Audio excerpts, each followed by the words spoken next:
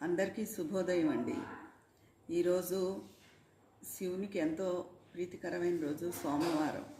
అమ్మవారికి కూడా. అయితే కాపురాలు సరిగ్గా లేని వాళ్ళు, కుటుంబంలో కలతలు ఉన్నవాళ్ళు అర్ధనారీశ్వర స్తోత్రం, ఉమామహేశ్వర స్తోత్రం చదువుకోవాలని చెప్పాను. ఇది మళ్ళీ న్యూ సబ్స్క్రైబర్స్ కోసం చెప్తున్నాను. తర్వాత శివుడు బోళాశంకరుడు అండి.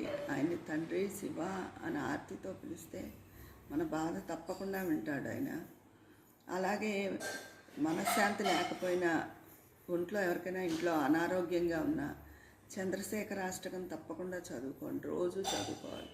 చదువుకుంటే చక్కగా ఉంటుంది, ఆరోగ్యం బాగుపడుతుంది, మనశ్శాంతి లభిస్తుంది. అందుకని అందరూ ఉమామహేశ్వర స్తోత్రం, అర్ధనారీశ్వర స్తోత్రం, కాపురం సరిగ్గా లేని వాళ్ళు, ఆరోగ్యం సరిగ్గా లేని వాళ్ళు చంద్రశేఖరాష్టకం తప్పక చదువుకోండి. ఉంటాను, మీ విజయాపన.